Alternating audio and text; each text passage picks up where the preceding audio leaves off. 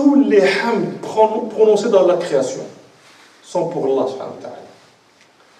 Le hamd, bon, vous savez, maintenant quand moi je dis à quelqu'un, quand je dis moi, ya alhamdulillah, ça c'est un hamd d'un makhlouk pour le khaliq.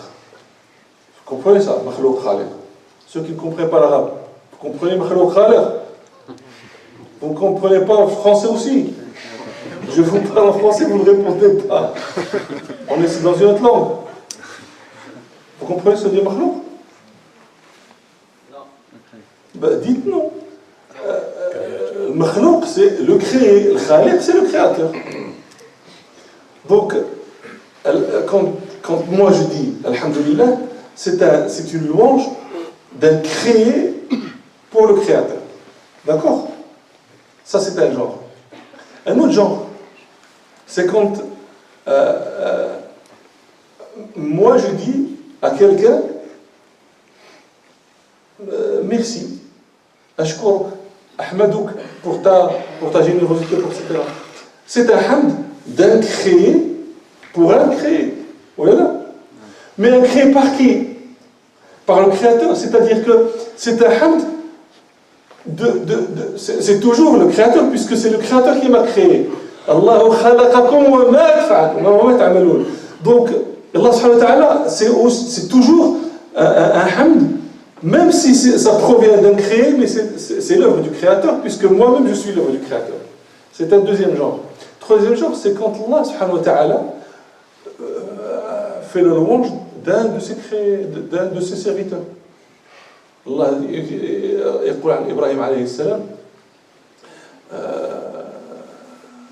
عن داود عليه السلام نعم العبد إنه أواب نعم العبد.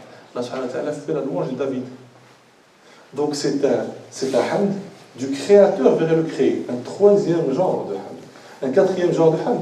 Le dernier d'ailleurs, c'est le hamd d'Allah subhanahu wa ta'ala à Allah subhanahu wa ta'ala. Quand Allah subhanahu wa ta'ala, Allah c'est lui qui a dit alhamdulillah.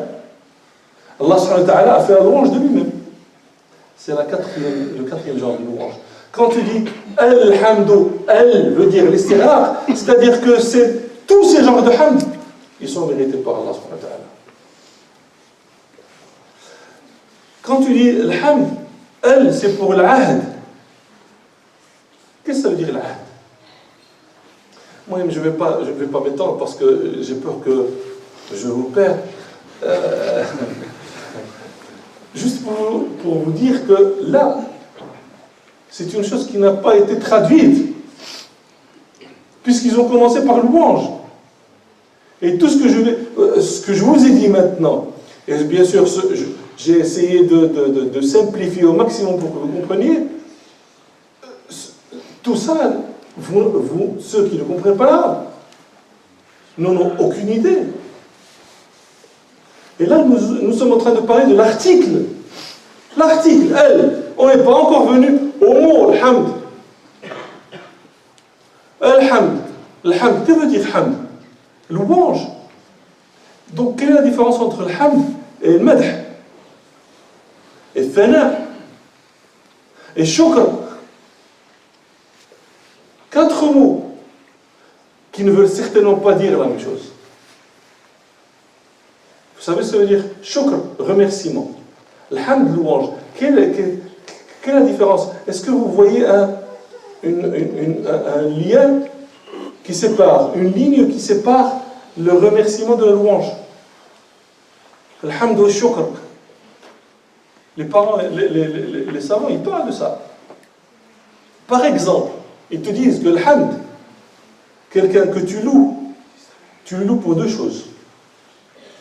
Pour 2 genres de choses. Pour des bienfaits qu'il t'a fait. Et pour des qualités qu'il a, même si ça ne se répercute pas en bienfaits qui t'arrivent, qui te proviennent de lui. Quelqu'un qui est honnête, qui ne ment jamais, qui ne triche jamais, même si aucun bien ne te parvient de lui. Mais pourtant, tu fais son éloge, tu le loues pour les qualités qu'il a, même si aucune de ces qualités ne s'est reflétée en action, en cadeau ou quelque chose pour toi. Tu le loues pour ça. et tu le loues aussi pour, le bien qui provient de lui, envers toi. Mais le remerciement, il est spécifique à la personne à qui elle t'a fait le bien. En arabe, on ne remercie pas pour les bonnes qualités. On remercie pour les bonnes œuvres qui nous parviennent. Ça, c'est l'un des choses qui différencie shukr, le remerciement, de l'hamd, la louange. Mais il y a une autre chose. Dans l'hamd, il ne peut être fait que par la langue, que par le mot. Shukr peut être fait par le mot, par le geste. Allah subhanahu wa ta'ala dit Ya'malou ala Daoud shukra. Faites, oh les gens de David, oh la famille de David, faites en guise de remerciement. Faites. Donc ça, quand vous lisez juste la traduction, vous ne pouvez pas faire, vous ne pouvez pas. Et puis quand vous passez, alhamdoulilah, avant de parvenir à l'explication du saint mot Allah subhanahu wa ta'ala, il y a la lettre li, alhamdoulilah. Que veut dire ce li? C'est pour ça que je dis, ceux qui ne comprennent pas l'arabe, qui n'étudient pas l'arabe,